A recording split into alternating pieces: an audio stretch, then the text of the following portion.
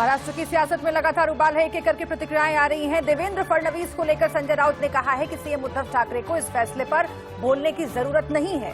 और क्या कुछ कहा है बता रहे इंडिया न्यूज के संवाददाता राकेश सिंह। सुनिए। नेता संजय राउत साहब देवेंद्र फडणवीस दिल्ली आते हैं, होम सेक्रेटरी से मुलाकात करते हैं, वो लंबा जो है पुलिंदा लेकर आए। उन्होंने कहा कि इस पूरे मामले को सीबीआई जांच होनी चाहिए। कुछ नहीं है, आने दो। और कितने कागज लेके आने हैं, पुराने निकलने वाले हैं, रद्दी से निकाल दीजिए। गृह सचिव से मिलिए, राष्ट्रपति जी से मिलिए और किसी को मिलिए, मिलते रहिए। आपका भी समय जाना चाहिए ठीक से। फ्रस्ट्रेशन है और कुछ नहीं। लेकिन जिस तरह से वरिष्ठ अफसर ने जो आरोप लगाया कि यहाँ पर वरिष्ठ कोई होता नहीं, बर्खास्त किया है किसी को अपने पद से, उनको भी फ्रस्ट्रेशन है, वेदना है, दुख है पद जाने का। लेटर लिखते हैं, ऐसे हर राज्य में लेटर लिखता है कोई ना कोई। कहाँ लिखा है? उत्तर प्रदेश के वैभव कृष्ण जो एसएसपी रहे नोएडा के, बहुत ही गंभीर लेटर लिखा है योगी जी को।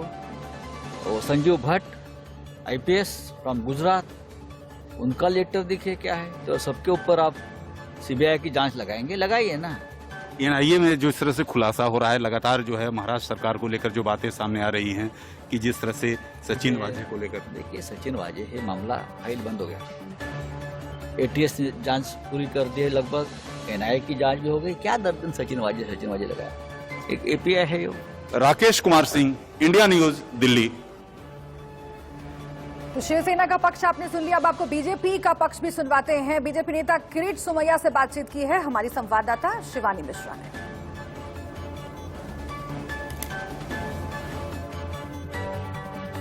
पूरा मामला सचिन वाजे की एक अरेस्ट से शुरू हुआ, उस पर लगातार बीजेपी नेता किरीट सोमैया ने न सिर्फ तथ्य रखे बल्कि कई और नामों को भी शामिल किया। सर, फिलहाल आप अभी ईडी के दफ्तर से आ रहे हैं, क्या जानकारियां वहां पर शेयर? अभी मेरे ईडी मुंबई ऑफिसर से मुलाकात हुई। 1000 करोड़ से ज्यादा रुपए का एक्सटॉर्शन हुआ है और उसमें अलग अलग घोटाले हैं। साथ में अनिल देशमुख, अनिल परब और पुलिस कमिश्नर परमवीर सिंह भी शामिल है। मुझे विश्वास है कि 1-2 दिन में ईडी इसकी जांच शुरू करेगा। अभी सचिन वाजे पर यूएपीए भी लगा दिया गया है, जिससे कि अब उनकी जो कहीं ना कहीं जमानत की याचिका थी वो भी खारिज हो चुकी है। इस पर आपका क्या कहना है? क्योंकि शुरुआत से ही लगातार ना सिर्फ आप मनसुख के परिवार से भी मिल रहे थे बल्कि एक के बाद एक नए नाम और तथ्य को आपने सामने रखा।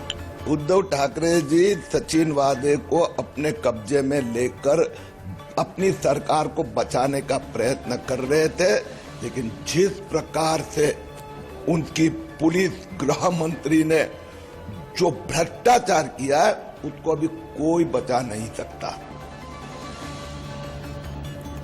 लेकिन अब इसी बीच सवाल ये है कि आखिर एंटेलिया केस को लेकर महाराष्ट्र में सियासत हो क्यों रही है? इस पर इंडिया न्यूज अभिषेक शर्मा की रिपोर्ट देखिए।